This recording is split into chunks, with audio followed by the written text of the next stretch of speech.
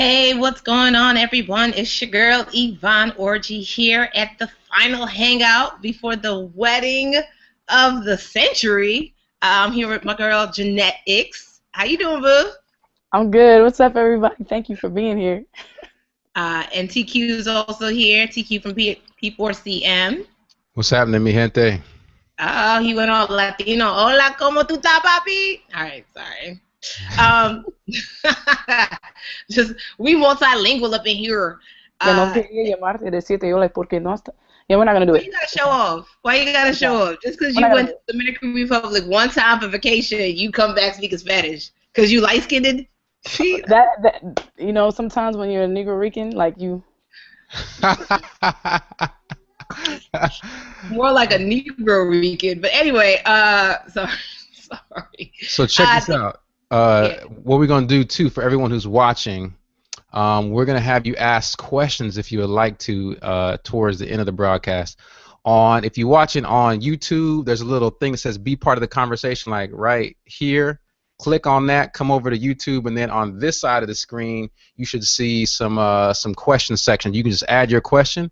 If you see your question already there, just +1 to vote it up, and we'll ask the top questions towards the end of the broadcast. So mostly for y'all, we're going to ask a few questions, but put them over on the side.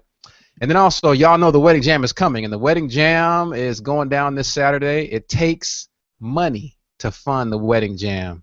But if you want to be a part of that thing, please come be a part of the Wedding Jam. You can go do that in 3 ways. Way number one is that you can go to Jeanette's wedding website right here at weddingjam.com.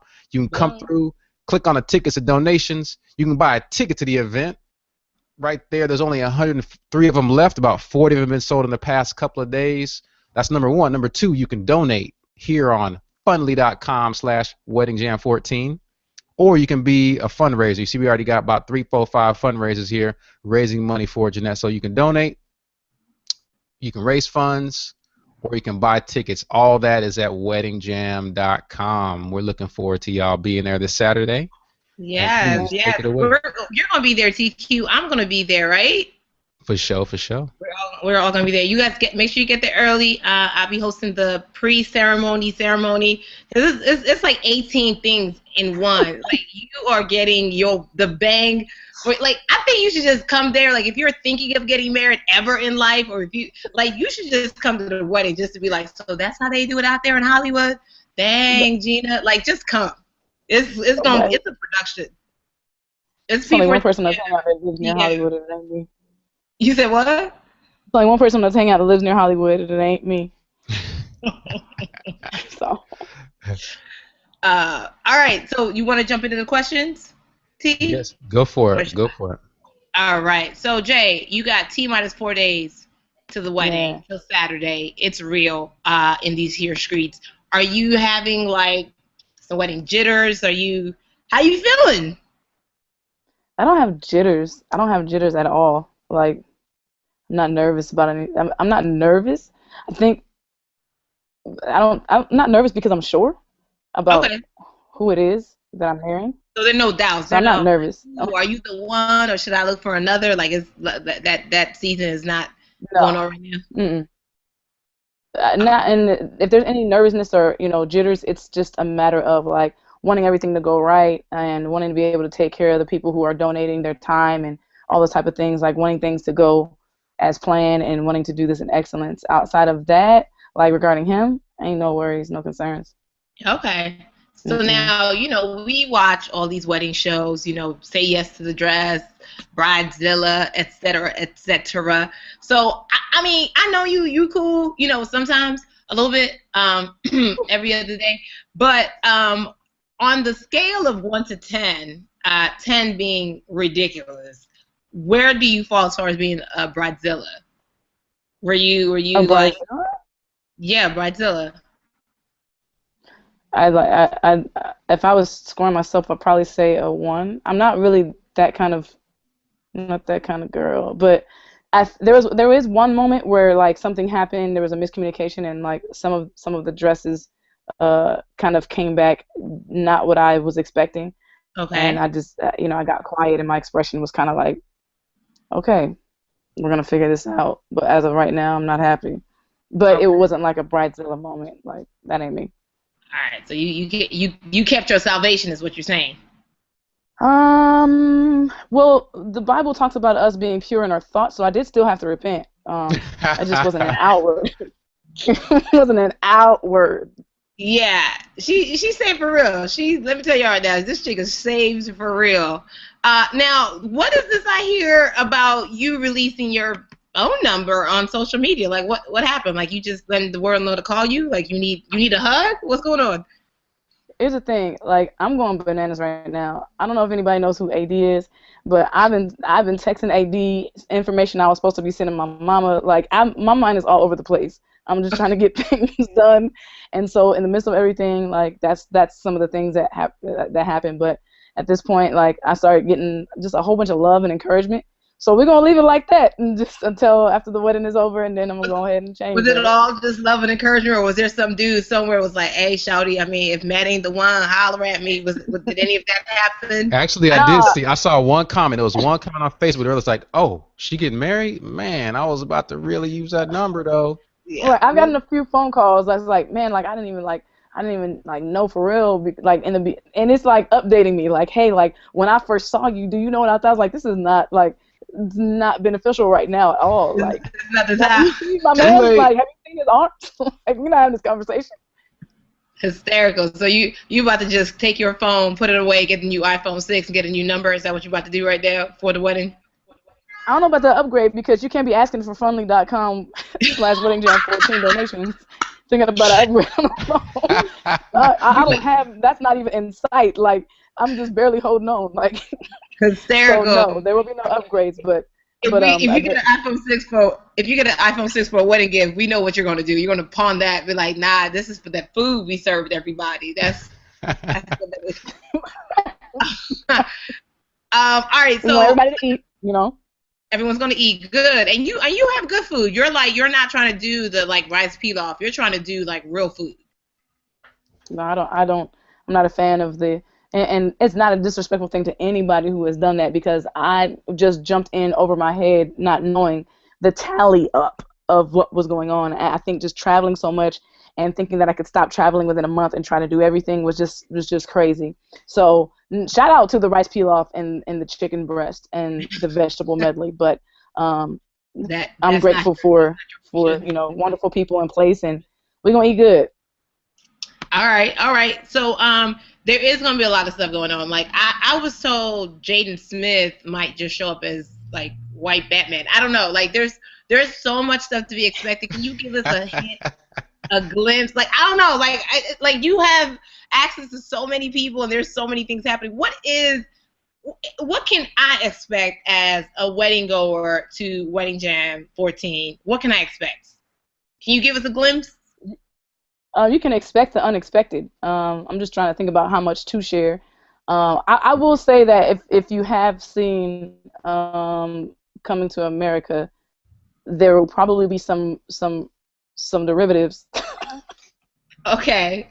So the the There 21st will probably be, anniversary. there'll probably be some things coming to America-ish. Okay. I will say that I have a lot of wonderful. I mean, you're gonna be there. I mean, I am going wow. to be. Is I Hakeem mean, going to be there? Is Simeon and Hakeem, are they both going to be there? Because I mean, when you say come to America, I'm pretty sure. Like a lot of people have been like asking me about where to seat them around certain whoever is not. I'm not gonna handle that, goddess Siren, but but boy, are I there think going to we're be a lot gonna of just have single an people amazing there? time. Are you having some Singing, single guests there? single. Sing- I'm not Yeah, really because look, telling you. we have Rhetoric, and there are like 3,000 people there. Yvonne was supposed to get hooked up at Rhetoric. Her wait was supposed to be over. Now we Right, working on hopefully, at the wedding she gonna get hooked up. Yeah, because you're supposed to right. have 30,000 people at the wedding too, Jeanette. Just based on what I'm seeing. Nah, man, like we're gonna see. You know what I'm saying? But I mean, Yvonne has a lot of amazing things that we may have to kind of like actually barricade because you know what I'm saying. Like if they look directly into the eyes, They might lose themselves. We're moving on. We're gonna keep these questions going. Anyway, so you're having a live stream for the wedding for the world, but primarily for Matt's family that can't attend. How is that going? How's the fundraising efforts? Matt has a lot of family outside of California. Right, we're really hoping to be able to live stream for the main reason of that. We're doing our best to raise funds. I want to thank everybody who has already donated because I'm just blown away by the love. Like when TQ and I had a conversation, I just was like, man, like okay, like let's do it. I just don't want to be that person who's just like, okay, is not mindful about certain things, and so I didn't want to abuse anything or anything like that. But I'm just grateful just for everyone being willing to just share in some type of way. So yes, we really want his family to be able to see it. His family is from Jacksonville, Florida, and he has a lot of friends in Alabama that can't make it. Also, like I just recently found out, I had an aunt that recently passed, and then the same day that my aunt passed, I found out one of my other aunts was on hospice, and she's kind of just at this point where she's not eating anymore, and so a lot of my family won't be able to make it as well, and so they're asking about live streaming too, and it would be a wonderful opportunity to be able to live stream because like our families who can't make it will be able to at least see it somehow, some way. And then also too, just so many people who have been with me, and I really say with me because your prayers, your encouraging messages, and our dialogues that we've had via social media especially, it means so much to me, which is why we also want to live stream it so that you can be a part of what is kind of the culmination of this craziness of waiting. Excellent. Now, speaking of waiting, I will wait. You guys know the numbers, like what, 2.5 million, like you can't even like it that much.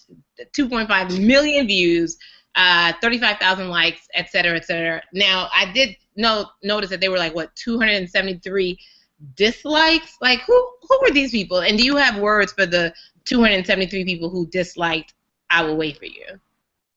No, I'm appreciative of the dislikes. Honestly, I enjoy that stuff. If everybody had the same opinion, it would make me nervous. Like it would make me scared.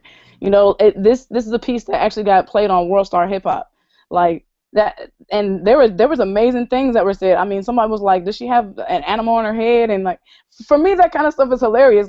Like that is kind of true though. Maybe I should switch it up. But I think that as long as you watched it, for me, the seed has already been planted, and that's all I'm here to do. I'm not here to convince anybody, and make you, really, we know that the Holy Spirit does work. So I'm glad that you took the time to watch it and have an opinion to dislike it. So thank you. I love you. Boom. So there you go. That's how Jeanette handles the dislikes. Yeah, find out. Ask about it. Now, what about part 2?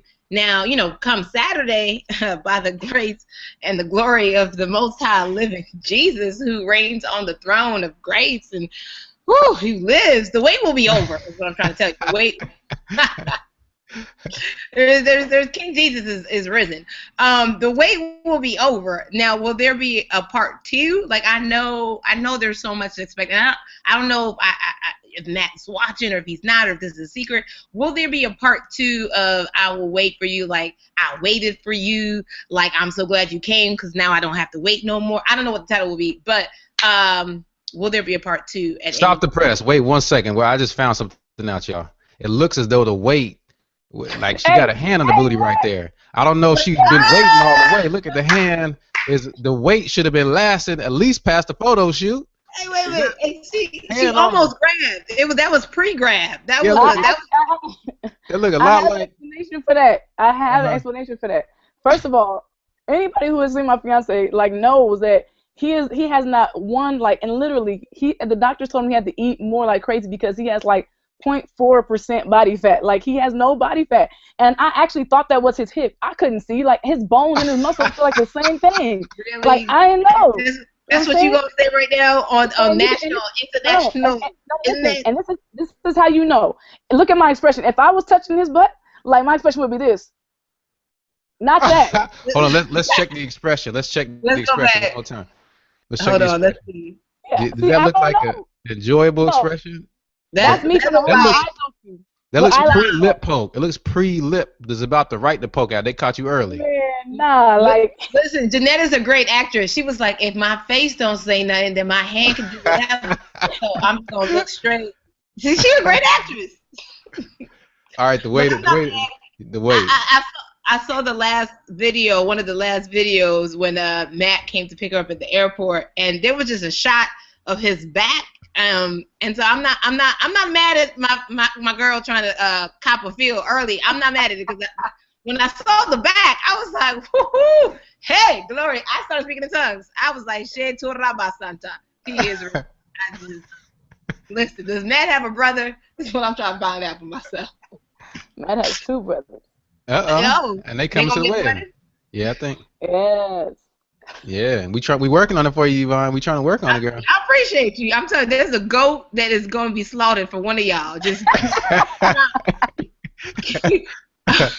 All right, we're going to get the weight. Let's get back to the weight poem, right? I'm sorry, I interrupted this registration program. But yes, is there? No, that was good, TQ. Is there going to be a sequel to the "I Will Wait for You" poem? Yeah, there's definitely a sequel. You know, it's at Legacy Conference. A lot of us, I think that most of you guys are familiar with the poets. Like every year, lately we've had the amazing opportunity to go to Legacy Conference in Chicago. And for those of you who know Ito, you know that she's a monster, but she is a crazy instructor. So I think for me, I always still keep in mind that I'm still learning all the time this craft and this art. So I take her class. And when I took her class, you know, she challenged us to do this quick write, and I did it. And I shared it with Preston quietly, and he responded loudly. And it was just a place I was in the relationship where I was just starting to see. And I'm saying it's a year ago. We've been together almost 3 years. But even after 2 years into the relationship, I was just starting to see that this dude really actually loves me, like for real. Like I think he's really serious that he loves me, even though he's been trying to show that for 2 years. And so when I wrote it, Ito was like, no, you have to read it in front of the class. And so I did a disclaimer. I let everybody know that this had no effect on my thug life or my passion for being a thug. The problem with when you're a thug, you don't have to. I'm not. First of all, I'm not going head toe to toe with you, Yvonne. And I don't use your New York accent on me because I don't. It's not. Really, it doesn't matter right now. Real talk. West Coast. So that's how the piece actually started. Preston encouraged me. Is like, this has to be a piece, you know. And so it took a year to write. This is probably the longest I've ever taken to write a piece. It was difficult because it's a very, very, very vulnerable piece. It's less hardcore than most of the pieces that I've written in that capacity, and it's probably one of the most honest pieces outside of Photoshop. But I think this is even more honest just because I'm not really the one to kind of bear my feelings openly. Like I can state facts, and Photoshop is facts about what occurred, but for me to bear my feelings is like standing in front of everybody with nothing on. Like, it's just like, oh my gosh, is everybody going to see this? But I think that Matt deserves that. He deserves my vulnerability. And so that is what I chose to do for my wedding vows to him. Sure, right. I'm gonna ask one vulnerable question before we dang, TQ. Before we move to the public, to the people. Okay. So the wait will be over at about 11:37 on Saturday night, p.m. Amen. You know, give Pacific a take. time. Yeah, because that's Pacific for those of y'all in South Africa, Pacific time. How do you deal with the sex piece of the story? I'm just gonna go ahead and say sex, because that will the wait. Be careful, because you know how to say people, they don't like to say that word. Well, but TQ, before she answers, I'll just say Jeanette has been sending me pictures of her at the gym at like 3 o'clock in the morning. Okay. Like so just working out. I think she's really trying to sweat out all this pent-up aggression. She's like, she's on power cleans and that. She will he. First of all, Yvonne, like that's not even right. Like she's like, not doing yoga. She bench pressing like 850. But she's trying to get her, she's trying to get herself right, to be ready. So how do you as a woman deal with, that when you start thinking about it's okay to start thinking this is gonna be my man and I can go there with him? How are you dealing with that transition? How are you emotionally preparing yourself for that transition in your relationship? Well, just for the current section, I mean, like we've kind of made a decision to not hang out by ourselves anymore because that's just, and you in your home stretch, it's hard to be like, it's going to happen, like that you're going to get married. So it's like your mind starts to go through justification, like trying to justify, certain things and certain thoughts.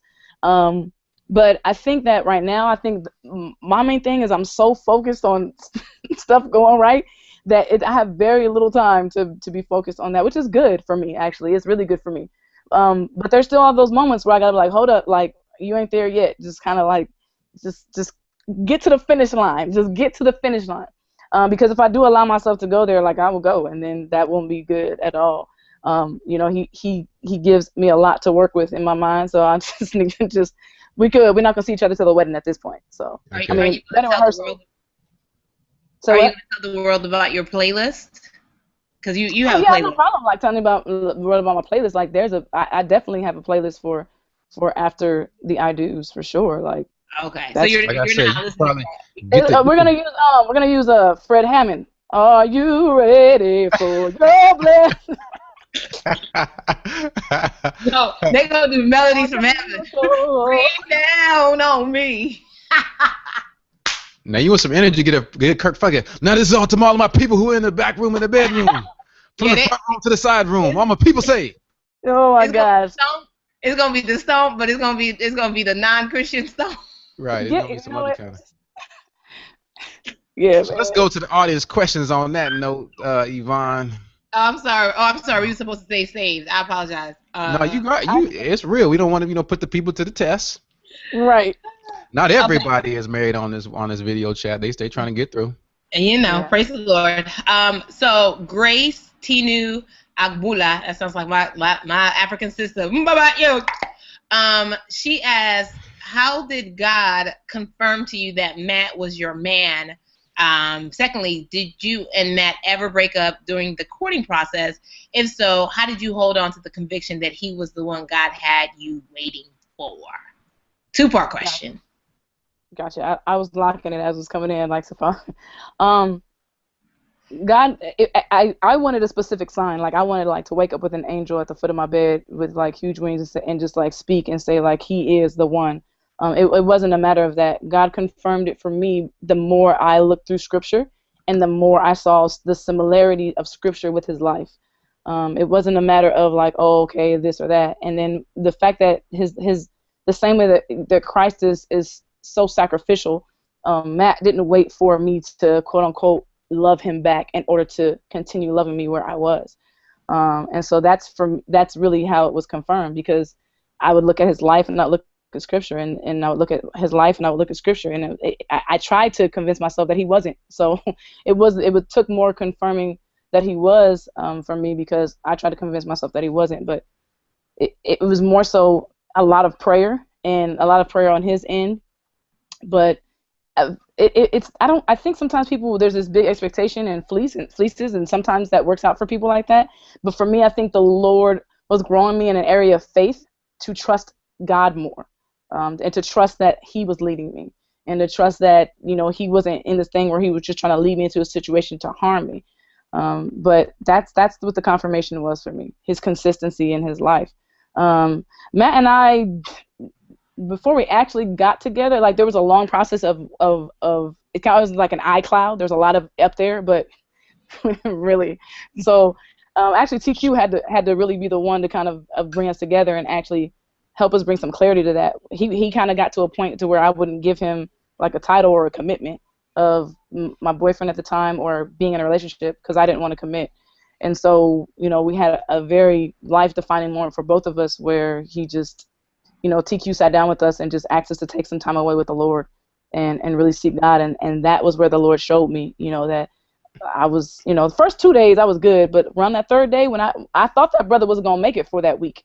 But around that third day when I didn't get that phone call, I started to kind of see and feel what life was like prior to him, prior to somebody caring about me, prior to somebody wanting to know if I made it safe, prior to somebody calling to pray with me, and genuinely knowing that if I traveled, that somebody is genuinely concerned and going to wake up at 4:30 to pray with me before I get on that flight. So all of those many different things. So that would be my answer to that. Okay. Quick follow-up. What were the reasons why you were hesitant at first? Like, what was one or maybe two reasons you were hesitant at first? Yeah, I was hesitant because because of so many things that happened in my past, and the type of woman that I knew that God designed me to be. I just didn't think that anybody would really love me in that capacity. For one, I thought I was damaged because I had been through sexual abuse, and I just didn't feel like, you know, that I was even worthy enough of like a real man of God. And when I say a real man of God, there was a lot of floaters that weren't truly men of God that were posing, but I was like, I just don't feel like anybody would really want, like, why would anybody pick the dented can off the shelf? And that's kind of what I viewed myself as, is like the dented can on the shelf, when there was all these options to pick everybody who had beautiful labels and all these other different kinds of things.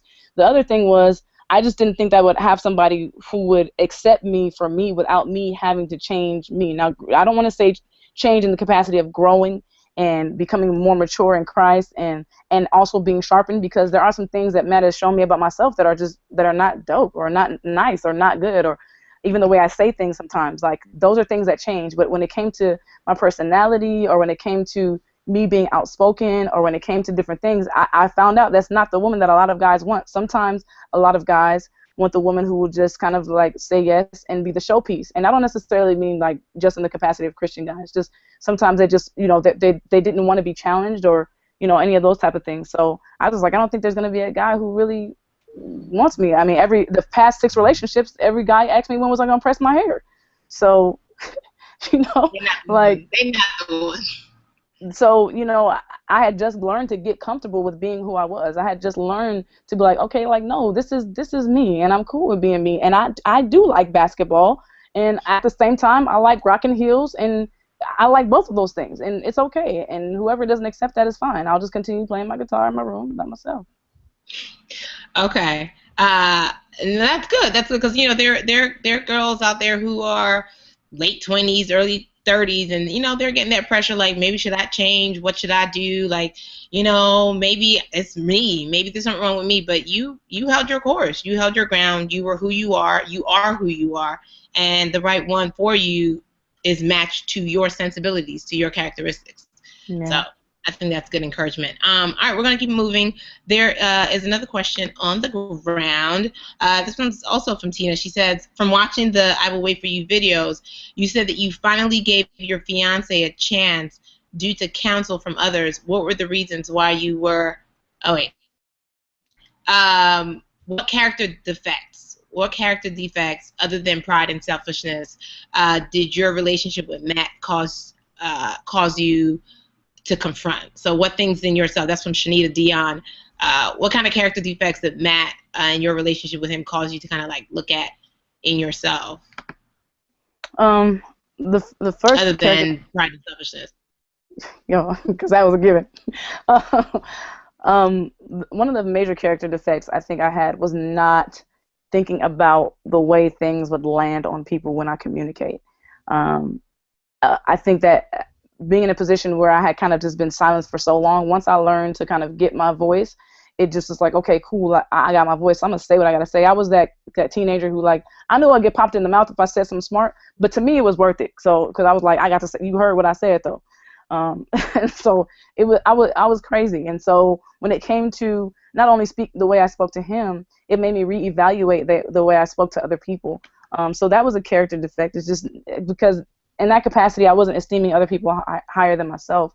And then also another character defect was just honestly hypocrisy. Like, I had expectations of him that I just didn't have. Like, I didn't feel like I wanted to do back. So if it was a situation where, you know, I wanted a specific phone call at a specific time, just like, okay, like, are you good? Let me know what's up. Let me know where you at. But then at the same time, I would be like, you know, I'm good. I don't feel like I have to do all that. I don't need to check in. I don't need to do all those things. And it may seem very surface, but the root of it is completely not being fair. And so those are some things that I needed to confront.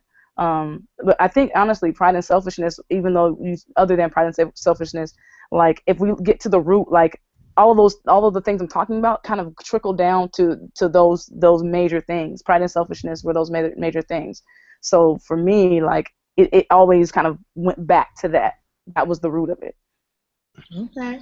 Real quick, if you have any questions, reminder, just if you're watching on YouTube, we're not really looking at comments there. Just there's a button that's like right here.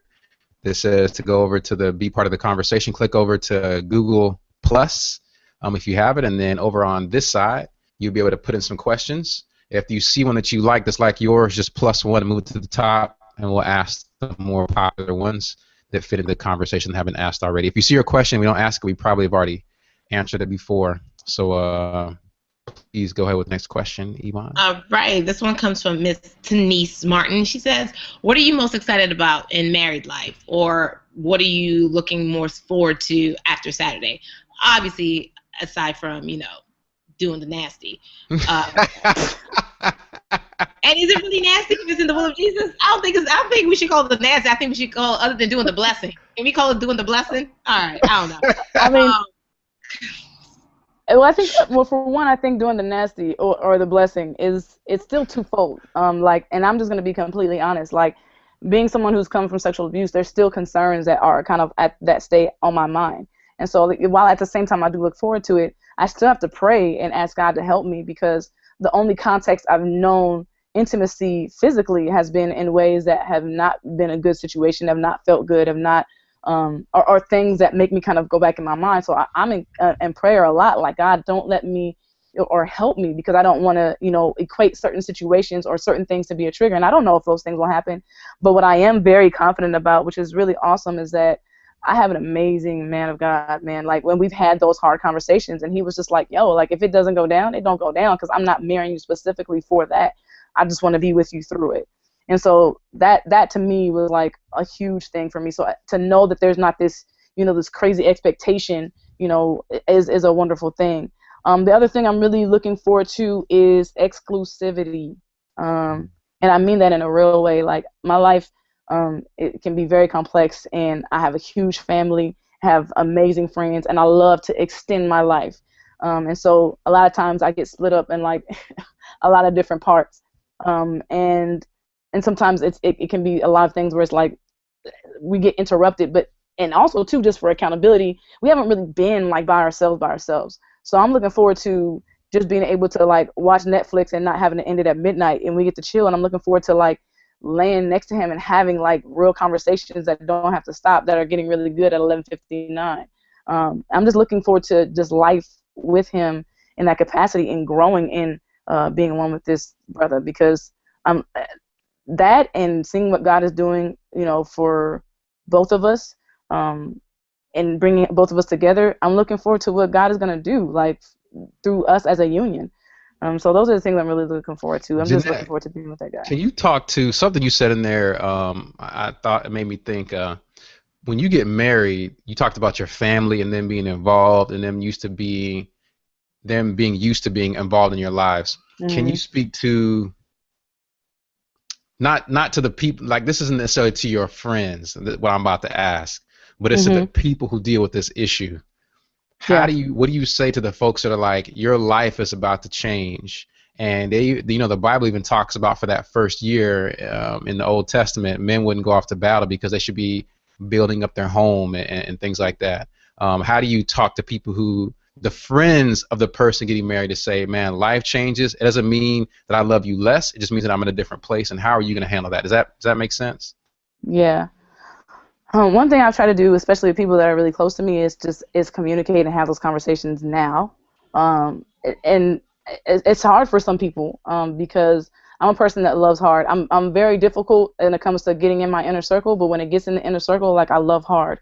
And so there hasn't been a guy coming in and out, and I've been single for a pretty long time. Like, there's been guys, but everybody's like, that dude ain't gonna last, and for sure enough, he didn't. And so I've communicated, like, hey, like, I love this man, and he is now not only my first priority, but the first ministry. He comes before poetry, he comes before everybody. But what I'm committed to doing is still being intentional, about the friendship that we have and about the relationships that we have. However, he is the number one, and that's hard sometimes for people to get, because there's extremes that people run to. They run to the fact that, like, oh, I'm just not going to be around you no more, and you're just going to only be consumed with this guy. Like, I mean, no, like, we both have friends. We both feel like that we are needing to be intentional about our friendships, but at the same time, like, we know that we are each other's number one. So if I say to Matthew, I need, everything else gets shut down. Mm-hmm. And that's the same thing, vice versa. It's a difficult transition for me because I love helping, but at the same time, like, I've had to learn, just even biblically, that dude has priority over everything. And so it's a hard transition, but I think that as long as you communicate, some people will accept it and some people won't. You have to be prepared for that.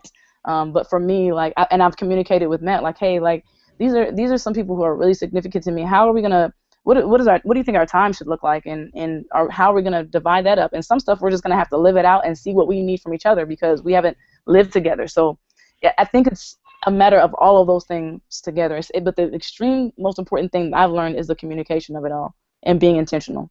Because Right. for Matt, for my man, like, as long as he feels like he is the priority, he ain't tripping. As long as he knows he's my number one, he's not tripping. So, but when it gets to a point to where he feels like he's falling down in rank, then we got to have a conversation. Well, that's good. I mean, you definitely are a great friend, and you do love hard. And I've experienced it firsthand. And as your friend, truly appreciative of that kind of characteristic that you have. But like you said, boundaries are super important in every relationship, and he's your first ministry. That I think that is tweetable. Your husband is your first ministry, and TQ, as a married man, would you concur? Oh yeah, for sure. I tell you what, this is to all the ladies who worry about maintaining a relationship with their friends but neglecting their men. If you make your man feel like he's the most important thing in the world to you, this is from a man who hears this from every man. All you have Hmm. to do is make your man feel like he's the most important person, that he's your hero, that everything about him, even when he gets a little love handles, them the cutest love handles you've never seen in your life. If you make it feel like Hmm. that, that brother will run through a wall for you. He'll Hmm. cook dinner for you and your friends. But if you forsake him for your own desires to keep a hold of you, you'll lose him, and the thing that you have that you develop with your friends will not be as sweet as it will whenever you honor the man that you have. So that's my That's 2 cents. good. Yeah. That's good. Dear future husband, I admonish you. I love you. You are my hero. You are my king, whoever you are. Um, Little K. all right, we go keep it moving. So we have Jillian Munoz who asks, "Was it scary to Wait, go are you from?" from LA? That's Munoz. I said Munoz. Uh, I was trying to do the tilde with the N. mm, Whatever. Just because y'all spoke Spanish 101. Whatever. Whatever. I'm from Africa. Julia Munoz. Whatever. Like, I'm just saying. That's how it is. You know who you are. Um, was it scary to go from waiting to going into a relationship? Because she says she has not been tempted sexually since deciding to save herself until marriage. And a huge concern would be when he does come into my life, what the heck should she do with the temptation? So I guess she's kind of compartmentalized temptation because, when ain't nobody there, you're good. But then when somebody does come in there, ooh. What was that like for you, Jeanette? Yeah, like, I didn't really kind of look at Matt in a certain capacity for a long time, but when I saw it, I I'll talk about that in the poem. Um, Was the it that you didn't look at him because you didn't think he was the one, no, or I just had a wall up, and I had a wall up, and when I have a wall up, it's almost like you're there, and I don't even see you, almost like that. But he became more and more attracted to me. The more time that we spent, the more I saw him grow in the Lord. The more all those different things, and the muscles don't hurt, but the temptation is very real, and I think the temptation was very real for both of us. I, the most important thing, for one, was prayer for me. The second thing was boundaries. People look at me and they're like, okay, you're grown. You're not in your 20s and all this other type of stuff. Like, what is the issue? Like, why does somebody need to be at y'all house when y'all hang out? Why can't he? Why can't y'all go on a trip together and y'all just go on a trip and stay in separate rooms? Or why can't he stay later? Or the boundaries seemed extreme for us. When it came to temptation, it was like, we're not gonna start doing these things because I know that even if we start kissing, like, I'm not one of those people who kiss people and my hands are still and I just don't do anything, and maybe that works for people. But if stuff start, then it's gonna be other things that lead to that. So we just made that decision to not kiss because of that reason. Or Matt likes to call it the gateway drug, where it opens up to to many other different things. And so for the temptation, what the heck do we do with it? We set boundaries. And I don't think that the fact that you're going to be tempted is going to completely go away, but we have the Holy Spirit and we have those fruits, and one of those major fruits is self-control. And so I would pray consistently about it, and I also look forward to the time to where I don't have to be concerned about sinning in my mind or sinning in that capacity, because we will be one. But I would say bury yourself. It sounds cliche, but for me, like, I could tell when I had less strength because I hadn't been getting in my word consistently. I felt so much stronger, and at the same time, I had a brother who spoke his convictions before I did. And so when he told me his convictions, I was like, oh, okay, we might be able to do this, because he has the same goals. Like, I had plenty of times where guys were just like, I'd be like, I want to wait till I'm married and I don't want to, and he'd be like, yeah, I support you on that. And I'm like, support me? Like, what is your convictions? Like, I don't need you to support me, bro. Like, because that means that if I start acting a doggone fool up in here, that means that you're going to let me. Then I don't need your support. I need to know what your convictions are. I need to know what your relationship is like with the Lord, and I need to know your hate for your own sin. And so that's what we've done with the temptation, is to just set boundaries, and they seem extreme to other people. Maybe other people don't have to set the same boundaries we did, but we set those boundaries because they were necessary. I hear you. Now you said something really. Let me real quick. Just encourage people one more time. If you guys want to please support Jeanette's wedding coming up, could you please take a minute and go donate? We've already had a few donations come in during the time that we've been on. Anonymous, appreciate the donation, and Anonymous, we appreciate that donation, and also thank you to Anonymous for donating, and Natasha Prevost. We ain't trying to big y'all up, but thank you so much for your donations. Please go to fundly.com/weddingjam14. You can either donate. If you can't donate, that's cool. You can be a fundraiser, raise funds on their behalf. It's easy to spread on Twitter, Facebook, Google+. You'll be able to support the wait being over. If you have any questions about that, go either to Fundly or hold on a second. Go back to Wedding Jam, weddingjam14.com, where you can check out their story, and then also check out tickets, where you can buy tickets for this coming up event or donate from that point. So please continue to do that as we're sitting here tonight and up into, and even through. You're going to run donations past the wedding ceremony, Jeanette? We're going to run wedding donations, I believe, about a week past the ceremony. Okay, so please continue to go there. You can get tickets, you can donate, whatever the case may be, and share it on your Facebook and Twitter and Instagram. Somebody else might want to donate as well that may not be familiar with Jeanette's story, and just keep spreading it out. Appreciate y'all. Jay, you said something that was really interesting, in that you had the wall up, but Matt was still coming at you, and he was sure that you were somebody worth kind of pursuing, and you kind of were like feeling him out. So for the girls who think it's going to happen, like, and even maybe for the guys who think it's going to happen like love at first sight, it doesn't necessarily happen like that. Can you kind of speak to that end? Yeah, I mean, I think that sometimes, I think for me in my personal experience, I share my story kind of early in when a guy expressed interest in me, so that he would have the opportunity to be like, count the cost, and be like, I'm outie. And that happened a lot of times. Or I had the guys who thought in their own strength that they could knock that wall down for me, and help me out by getting this bulldozer and knocking down that wall. Matt's patience was a huge factor, and I know that patience came from the Lord, because I had a lot of recklessness going on. And so I'm trying to tell y'all, like, it's been 3 years, and it did not happen quick at all. It was a rough uphill climb. It probably felt like Everest to him, because it wasn't easy. But once I really knew that he loved me, it turned into a totally different thing. And even then, there's been still struggles and things that we have to go through, and I have to fight a lot of times and disagreements to not just check out or tap out, and so there's still a lot that we have to work through and fight through and push through, but at the same time, like, it's not the same. Would you say that was you testing that to see if he was worthy, or that was just you being you and the right one? No, I wasn't testing him. I just didn't trust him or the Lord at the time. Like, I think there's a time period where you just kind of you're feeling somebody out and you're spending time with that person and you're looking at the character.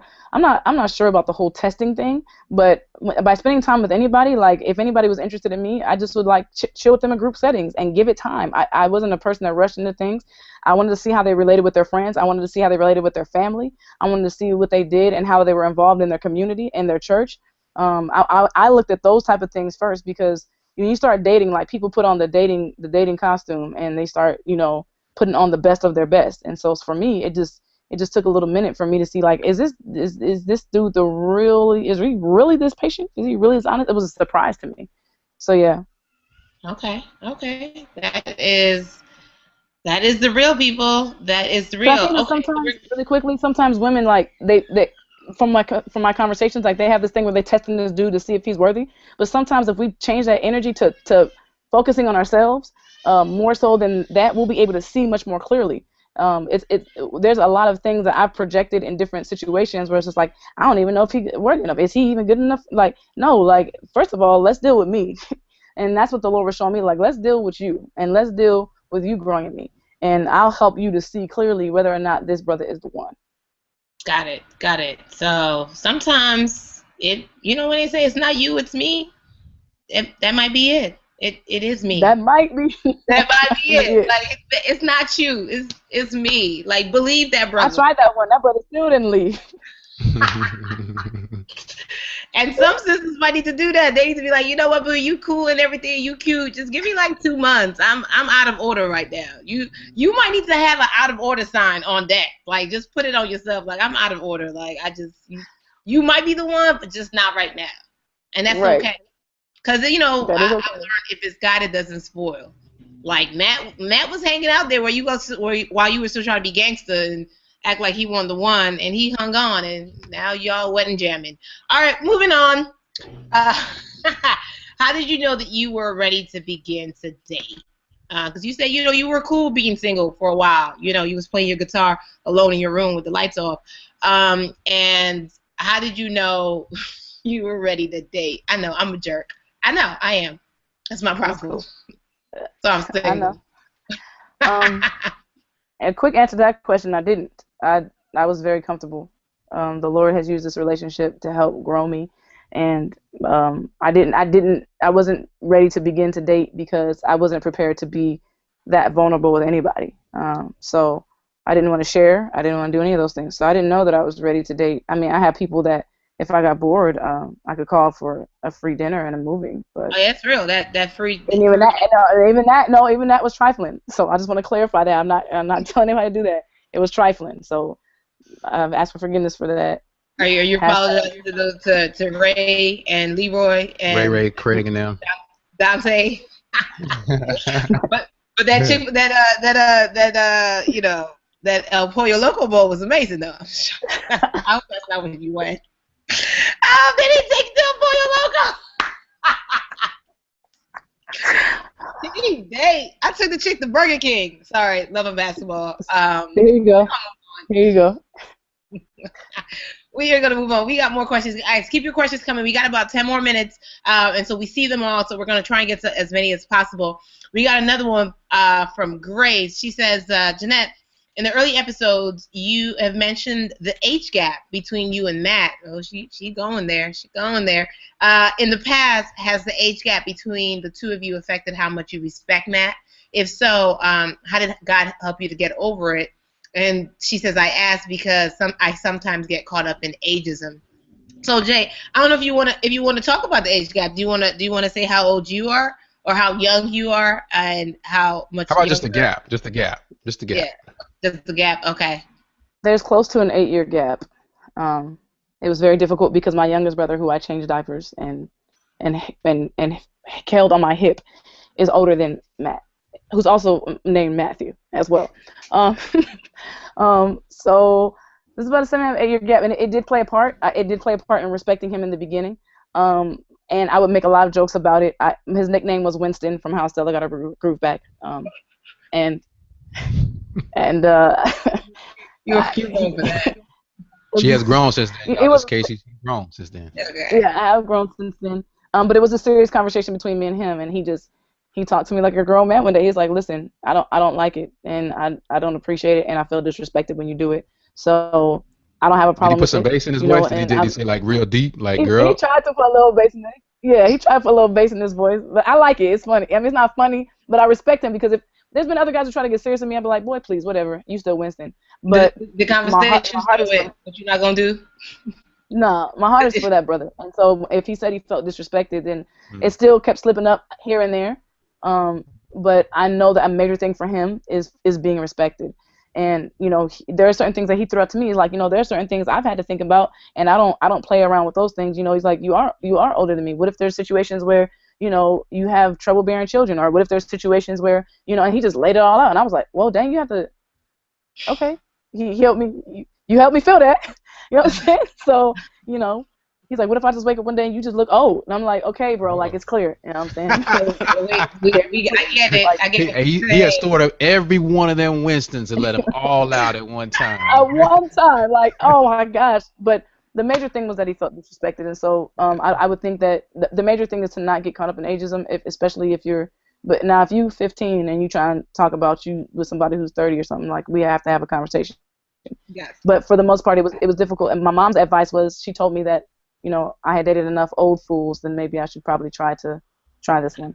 So you're right. Mama always knows. And for them people who keep asking, when is rhetoric coming to the East Coast? This question is the wait is over, but the East Coast, we coming when we can. We trying to travel. If you got a spot that can hold a couple thousand, and you can bring them there, and you know you can fund that thing, then we can come. But that's when we going. Just answer that now. Next question, Yvonne. Just to follow up with the whole ageism thing, I think what that is it's kind of biblical. I think it's the God restoring the years that the locusts had eaten. You know, and He said He will give you double. So I feel like you know, like Matt being younger, that's just the glory and the anointing. You got a pretty young thing. That's the Lord restoring the years. And the brother's training for the Olympics, so however many power cleans you've been doing, that brother is ready. You know I'm just saying. He's ready for that. Next question. We got 8 minutes. I want to get these questions in. Okay, I'm just saying I won't be mad at a pretty young thing. That's all I'm saying, because Jay got her a pretty young thing. I don't mind being a cougar. It's all good. Okay. So Shanita says, before getting serious with Matt, did you consider whether or not your families would get along? And how did kind of joining your families inspire or challenge the relationship? That was one major factor that attracted me to Matt, like Matt's love for people in general, and I was not concerned at all. I'm the oldest of about 15 grandkids, and so they all are. If you ask them, they'll tell you I'm their favorite cousin, because I love family. It's a major thing for me, and so they were always wondering, like, you know, who is she gonna bring around? Because I didn't bring randoms around at all. So when he came around, like it was an immediate thing. But I think that he's genuinely a outgoing people person, and that would be the type of person I need. I don't need that dude who you bring to your family's house and he just sit in the corner by himself and scared to talk to anybody and ask you to bring him a plate. Like, that's not the one for me. I need somebody who's outgoing, who can hold conversation and cares about people. And so I think that just the type of person that he is, when he met my family, like they all love him. I mean, they knew from the beginning. They knew before me. And so he hangs with them, he talks to them on his own, and I think and he was intentional about it. And so I was excited for them to actually meet him, because I was very sure about his personality, like, because my guy cousins who love football and my family members who just love to talk crazy, he can handle all of it. So it definitely inspired our relationship, because it gives us something to aspire to even when we have our own family. So somebody, Shanita asked about paraphrasing your understanding of Songs of Solomon. Do not waken in love till the time is right, because she struggles. I think you've kind of already addressed that issue pretty well with boundaries and all that type of stuff. So just we didn't miss that, Shanita. We addressed that. Someone, Kristen Rivers, did ask a good one though. What advice do you give to those who are in relationships that have already gone too far? Do you think it's possible to start over and wait after 1 or 2 years of intimacy? How does one set boundaries that were once not present? First of all, that is a great question, and the fact that you're even desiring that is an amazing thing. But my answer to that is yes, it is possible, because of the Holy Spirit. Like, as I mentioned that before, and because of the Holy Spirit living within us, like we have the power to be able to abstain from that. And I know it's very difficult because it's just like, hold up, what? Like now we can't do this, and all of a sudden we're not gonna do that when we already been doing it. Like it's not too late. Like I would say, go ahead and set those boundaries, and boundaries may have to be extreme because of how far it has gone. But it comes down to like, what do you desire most? Do you desire God's will more than your own personal desire? I think that's the basis of it really, is do you desire God's will more than you desire what you physically want in that time? And I think the other question would be, are both people involved in that desire? Because that then you may have to reevaluate more than just, has it gone too far?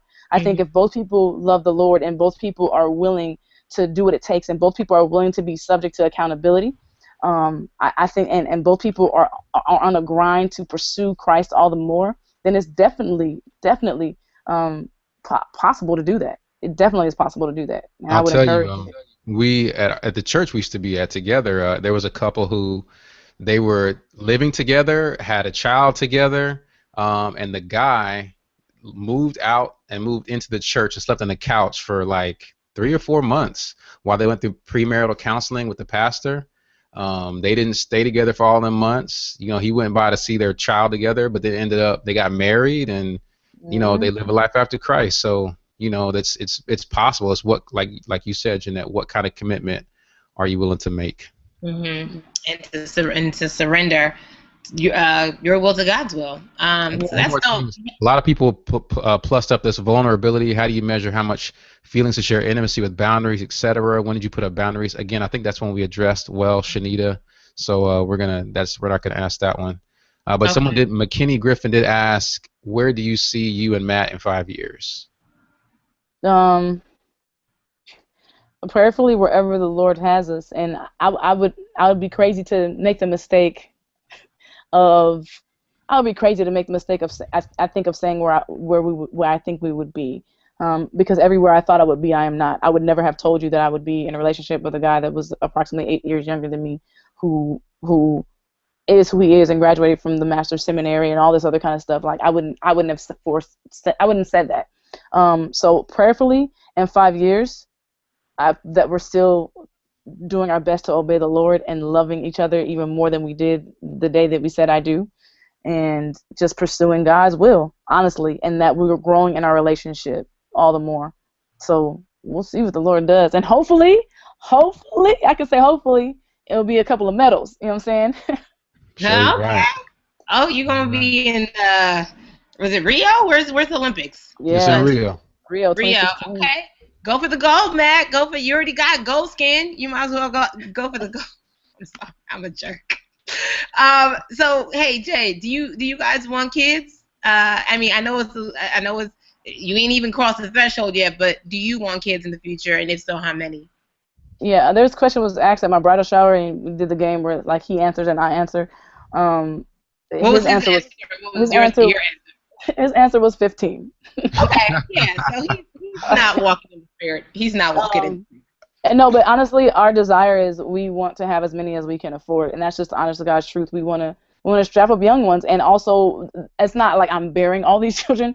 We have a strong desire to adopt, a strong desire to adopt, and not just babies, but children that and young adults who kind of have been forgotten about. I know, especially like in the 13, 14, I don't look like a cute little baby to you anymore gap, and we'll just see what the Lord does, because we just have a strong desire to nurture and love kids and rear them.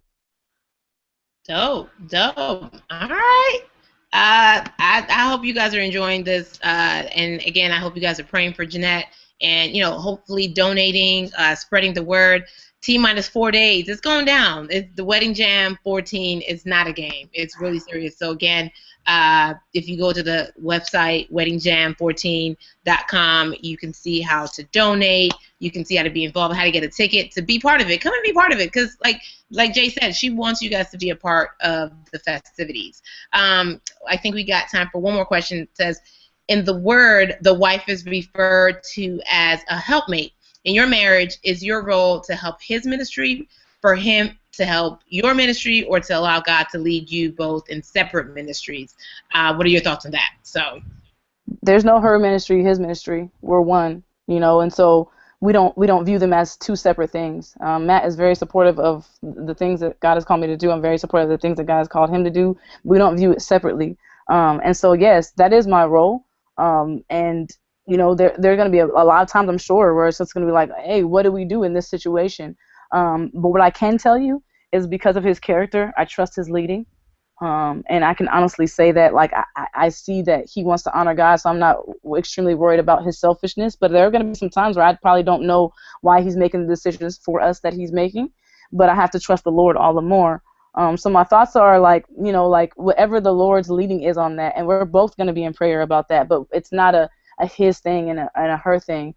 It's a oneness thing. And so when you see me in Rio, it's a oneness thing. It's not his ministry and then my ministry is poetry. Like, no, that's both of us there.